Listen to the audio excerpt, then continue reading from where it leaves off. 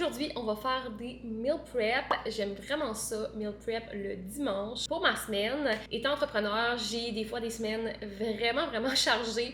Et on dirait que le midi, j'ai pas nécessairement le temps de me faire un dîner qui est équilibré, même si je travaille de la maison. Et des fois, le soir, je suis vraiment fatiguée, puis ça me tente vraiment pas de faire à souper. Mon chum aussi a des grosses journées, travaille dans la construction, puis des fois, fait des vraiment longues journées. Travaille physiquement. Ça arrive souvent que ça ne nous tente pas de cuisiner les soirs de semaine, mais en ayant des meal prep faites le dimanche, ça nous permet de garder notre alimentation un petit peu plus équilibrée aussi. Tous les deux, on va au gym, puis c'est correct une fois de temps en temps de manger une pizza congelée rapidement, des croquettes, un petit ramen. Mais j'ai l'impression que quand on n'a pas un minimum de prêt pour la semaine, on va être off track un peu plus et on aime ça bien manger aussi. Donc ça facilite vraiment notre semaine. J'ai pas filmé la préparation de mes meal prep, mais habituellement, ce que je fais, en passant, je suis désolée si vous entendez des fois mes oiseaux à l'arrière, mais j'ai 2 oiseaux, 2 chats, donc c'est la vie. Donc pour préparer mes meal prep, je vais tout le temps au moins avoir 3 à 4 repas. Je vais pas prévoir les 7 soupers, les 7 dîners et les 7 déjeuners. Premièrement, je ne déjeune pas tout le temps. Des fois, j'ai pas faim. Surtout la fin de semaine, on va plus se faire un petit brunch, déjeuner, dîner. Et je l'ai déjà essayé de prévoir 7 dîners et 7 soupers, puis c'est vraiment pas réaliste parce que des fois, il y a des restants du souper qu'on peut soit remanger en deuxième souper s'il en reste assez, ou ça fait un lunch et ça finissait que je gaspillais. Ou des fois, on n'a pas nécessairement envie de toujours manger ce qu'on avait prévu. Donc moi, comment que je fonctionne pour mes meal prep, c'est pas lundi je mange ça, mercredi je mange ça, vendredi je mange ça. C'est vraiment plus 3-4 repas, puis un lunch pour la semaine avec un peu de déjeuner, un peu de collation à travers. Puis on mange ce qu'on a le goût. Évidemment, quand on a quelque chose comme par exemple des fruits de mer, ça se mange plus en début de semaine parce que ça se conserve moins longtemps. Donc on y va un peu avec la logique aussi.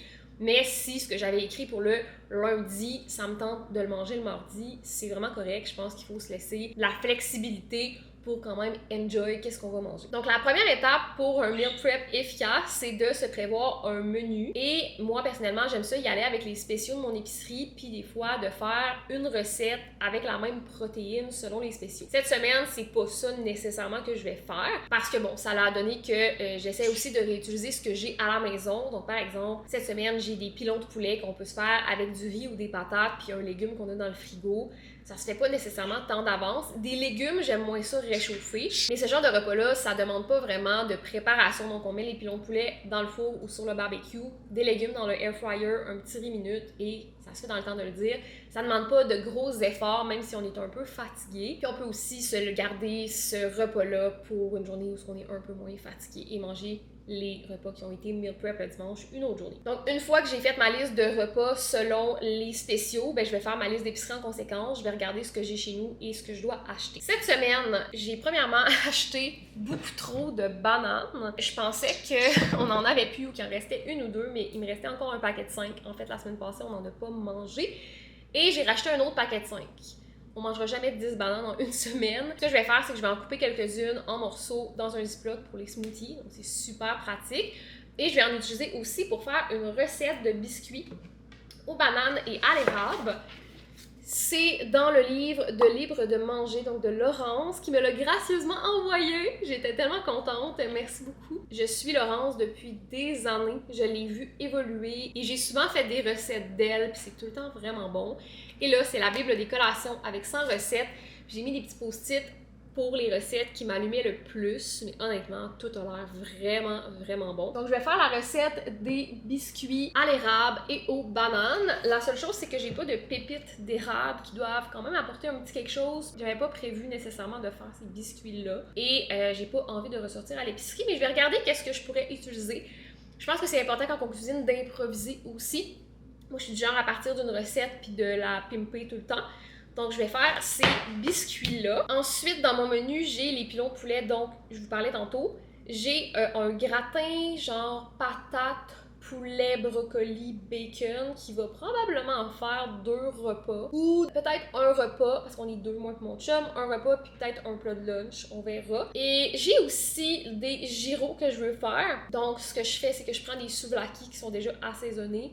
Et je vais faire aussi une tzatziki maison, puis préparer tout les accompagnements, donc couper déjà la salade, les tomates, toutes les choses qu'on a besoin de mettre dedans, comme ça le soir venu, on a juste à comme assembler puis faire chauffer la viande, puis ça se fait vraiment vite. Autre chose que je vais faire une salade d'orzo pour mes lunchs. L'orzo, c'est vraiment bon pour la santé.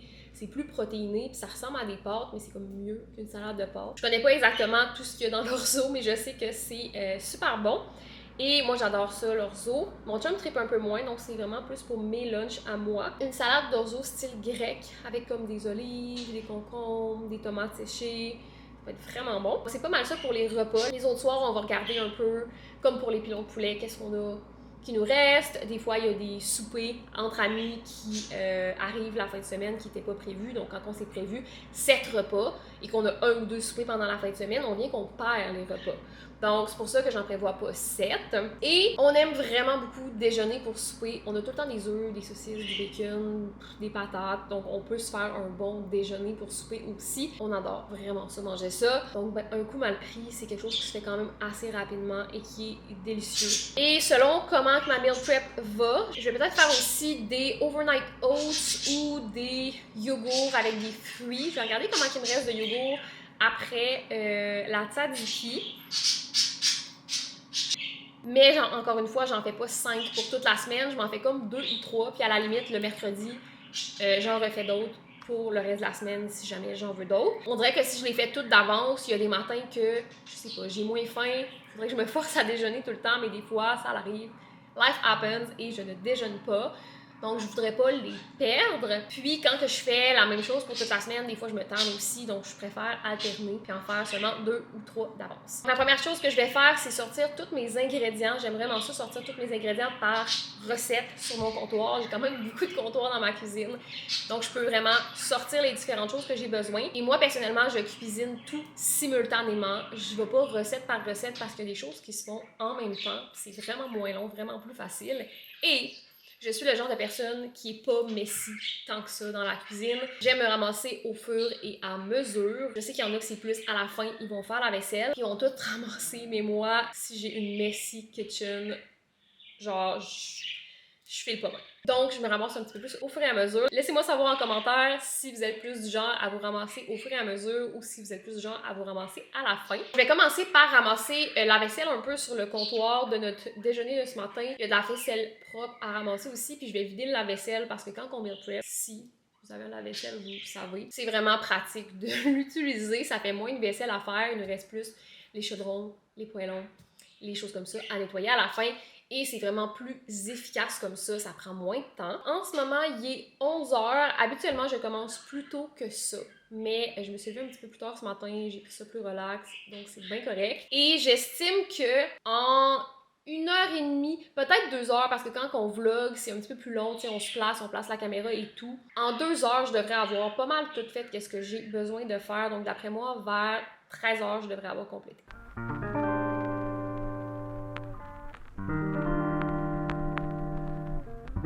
Je pense que la tâche que j'haïs le plus dans la vie, c'est de défaire le lave-vaisselle, surtout quand les choses sont encore mouillées. Il n'y a rien qui m'écœure plus. Je sais pas pourquoi l'eau de vaisselle, même si je sais qu'elle est propre, ça m'écœure. Je me rappelle, moi et ma soeur, quand on défaisait le lave-vaisselle, quand on était jeunes, ça nous écœurait vraiment. Fait qu'il y a plusieurs choses que je vais probablement laisser sécher un peu sur le comptoir pour pas essayer la totalité, parce que honnêtement, il y a beaucoup de choses encore mouillées dans le lave-vaisselle, puis ça me gosse vraiment.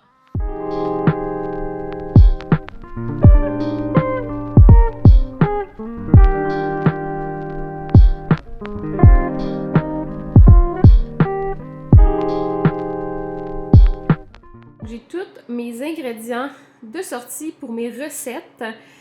J'ai la plus grosse recette qui va être la plus longue à faire, c'est vraiment mon gratin poulet, bacon, brocoli et patates.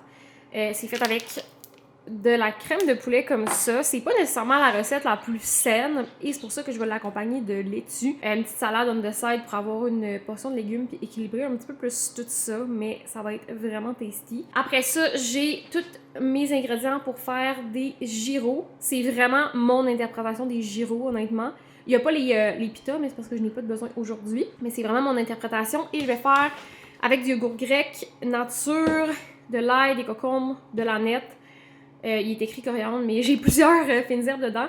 Je vais faire une tzatziki maison, mes bananes que je vais couper dans le fond. J'ai tout mon stock pour faire une salade d'orzo ici et tout mon stock pour me faire des yogourts. Et je vais essayer le truc, si j'en ai assez, de Isabelle Bonin. Si vous connaissez pas Isa, allez vous abonner à elle. Je pense que c'est isabelle.bonin partout sur les médias sociaux. Et elle disait qu'elle aimait mieux les salades qui étaient crémeuses, et c'est mon cas aussi. C'est sûr qu'une salade grecque, ça fait bien.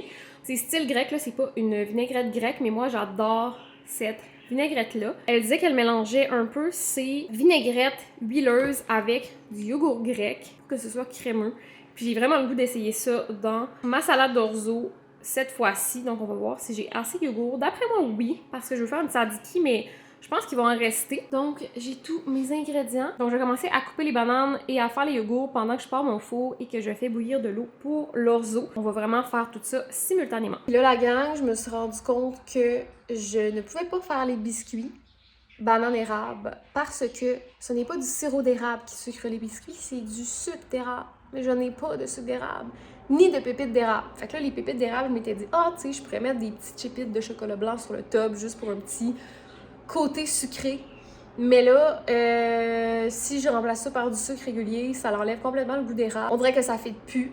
Donc définitivement que je vais les faire une autre fois, mais je pourrais pas les faire aujourd'hui. Donc finalement, je vais juste couper les bananes qui sont les plus mûres. Ils sont pas si mûres que ça en plus, mais je sais qu'on mangera pas 10 bananes cette semaine. Je vais les couper en peut-être 3-4, puis les mettre dans un ziploc, puis les garder pour faire des smoothies. Donc c'est un bon moyen de pas perdre les bananes.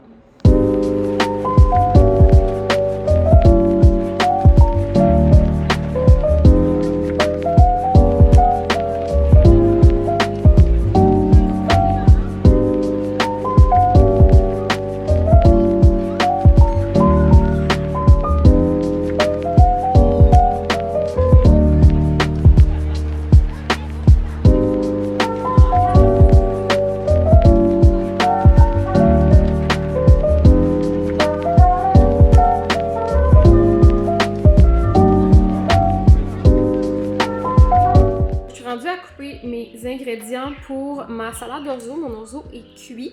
Je vais me couper 3 petits concombres comme ça, puis je verrai si j'en ai besoin de plus, mais je pense que ça devrait être pas pire.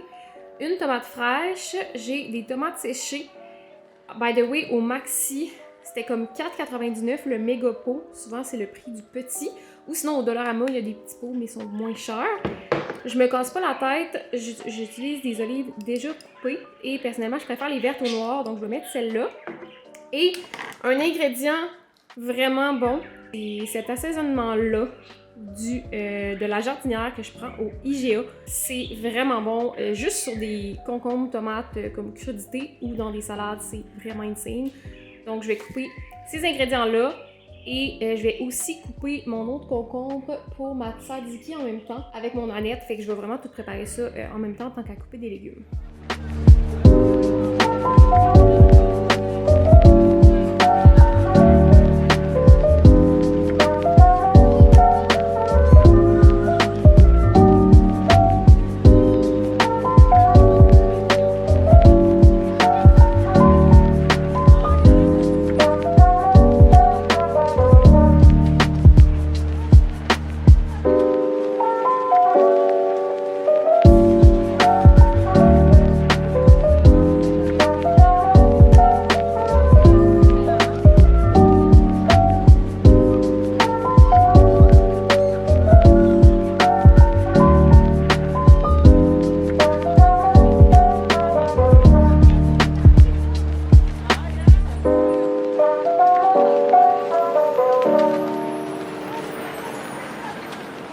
En passant, si vous ne connaissez pas les intellifrais pour conserver les fruits et les légumes, what are you doing? C'est vraiment incroyable, ça préserve les aliments vraiment frais plus longtemps et ce n'est pas sponsorisé, là, j'utilise les intellifrais depuis plusieurs années. C'est Tupperware qui fait les intellifrais et il y a des petites indications selon le fruit ou le légume et pour vrai, j'ai des aliments qui restent vraiment frais dedans. Donc ce serait mon petit conseil si vous avez de la misère à garder vos légumes et vos fruits et que vous en mangez peut-être pas assez rapidement. Donc la salade d'orzo donne ça ici. Le truc, c'est de toujours la faire un peu plus liquide que ce qu'on aime parce que des pâtes et de l'orzo, ou tout ce qui est féculent habituellement, ça absorbe un petit peu le liquide. Donc, je fais tout le temps ça un petit peu plus liquide. Et j'ai ma tzatziki ici aussi qui est prête. Il est présentement midi 18 et j'ai vraiment bien avancé. Mon poulet est pré-cuit pour la recette de gratin. J'ai le bacon dans le air fryer et pour les gyros, il me manque les souvlaki à faire cuire. Donc, je vais les embarquer dans le four pendant que je fais le reste de la recette de gratin.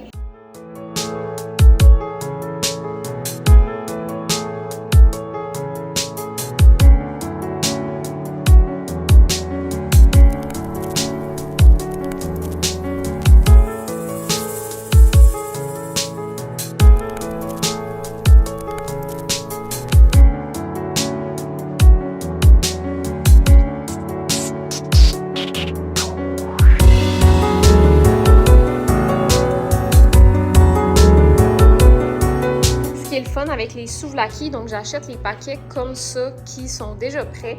J'enlève le bâton, donc c'est de la viande qui est assemblée, si on peut dire ça comme ça, qui est déjà marinée. La marinade est super bonne, donc moi j'ai opté pour du porc. Et quand on défait des brochettes, ça fait des petits morceaux comme ça, donc ça va vraiment bien se mettre dans les gyros.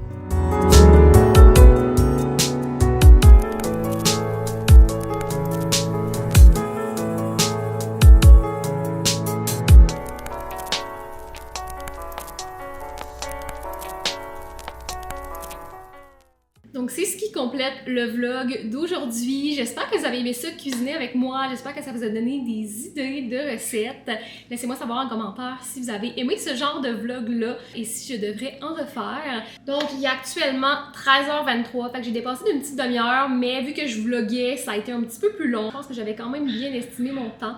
Et il y a des semaines aussi que ça va être un petit peu moins long. Par exemple, si je fais des meal prep à la mijoteuse, dans le four, dans le air fryer, et qui demande un petit peu moins de travail. Le gratin, c'était quand même assez long à faire, mais ça s'est quand même bien passé.